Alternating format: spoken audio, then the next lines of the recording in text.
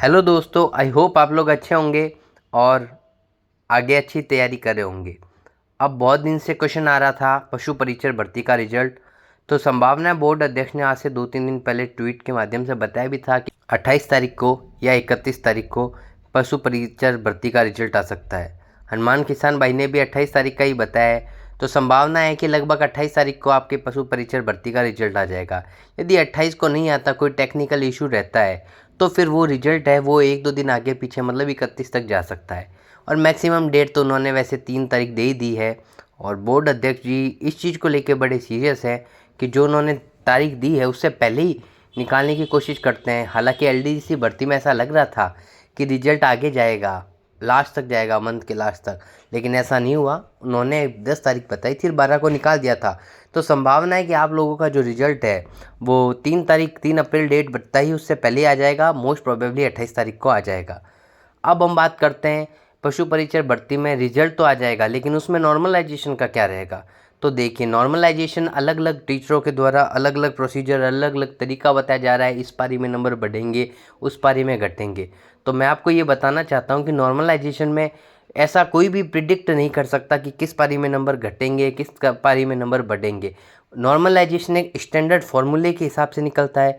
दूसरी बात है, नॉर्मलाइजेशन एक तरह के औसत के माध्यम से निकाला जाता है। ये कहना या ये प्रिडिक्ट करना बिल्कुल ही गलत है कि इस पारी का पेपर हार्ड है तो इस पारी में नंबर बढ़ेंगे, उस पारी का पेपर इजी है तो उसमें घटेंगे बढ़ेंगे। ऐसा कुछ भी नहीं है। नॉर्मलाइजेशन है वो स्टैंडर्ड फॉर्मूले के हिसाब से निकाला जाता है।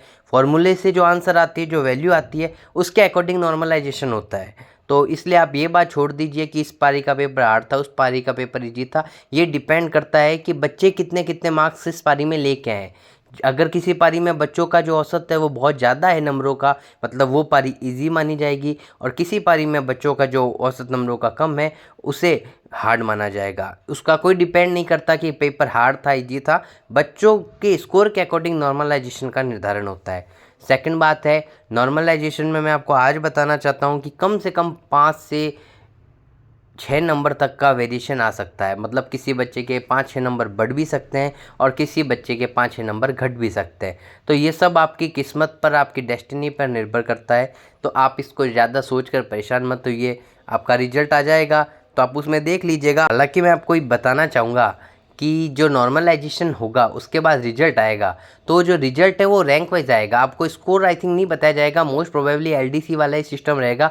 रैंक वाइज आपका रिजल्ट आएगा। आप अपनी रैंक देख के अपना अनुमान लगा सकते हैं कि आप किस स्थिति में हैं। उदाहरण के तौर पे लगभग 6000 पद है, तो 6000 पद के अंदर यदि आपकी कैटेगरी के जितने पद है आप उनके अंदर आ रहे हैं, मतलब मान लीजिए किसी एक कैटेगरी के नंबर, जो पद है, नंबर ऑफ पद है वो लगभग 400 पद है मान लीजिए। तो 400 पद में यदि आप 300 नंबर पे, 350 नंबर पे, यानी 400 के अंदर आ रहे हैं, मतलब आप सेफ है। तो क्या ये मान लिया जाए कि 400 के बाहर है वो बच्चा सेफ नहीं है? नहीं, ऐसा कुछ नहीं है। ऐसे बहुत बच्चे हैं जिन्होंने एलडीसी का एग्ज़ाम क्लियर किया है। तो ये भी संभावना है कि एलडीसी के एग्ज़ाम वाले बच्चों ने पशु परीक्षण भर्ती का भी पेपर क्लियर किया होगा। तो आप ये मान के चलिए कि जो एलडीसी ज्वाइन करेगा वो पशु परीक्षण ज्वाइन ही क्यों करेगा। तो इसलिए आपके पद, मान लीजिए जितने पद है उससे कुछ पद आपको एक्स्ट्रा ही मिलेंगे, क्योंकि जो लोग एलडीसी ज्वाइन करेंगे वो पशु परीक्षण भर्ती में ज्वाइनिंग नहीं लेंगे। दूसरी बात है, पहले रिजल्ट किसका आएगा? फाइनल रिजल्ट की बात करी जाए तो पहले रिजल्ट एलडीसी का ही आएगा। बोर्ड और सरकार बहुत संवेदनशील है इस मुद्दे को लेके। यदि पशु परीक्षण का फाइनल रिजल्ट मतलब डीवी के बाद का जो रिजल्ट है वो यदि पहले आ जाएगा तो लोग पशु परीक्षण भी ज्वाइन करेंगे, फिर उसको छोड़ के एलडीसी भी ज्वाइन करेंगे। तो ना तो ऐसा बोर्ड चाहती है, ना ऐसा सरकार चाहती है। तो पहले जो फाइनल रिजल्ट है डीवी के बाद वो एलडीसी का आएगा, फिर पशु परीक्षण का आएगा। आज संभावना है कि रीट के आंसर की भी आ जाएगी, जो ऑफिशियल आंसर की है वो आ जाने की संभावना है। कल बताई जा रही थी लेकिन कल नहीं आई, तो आज आ जाएगी।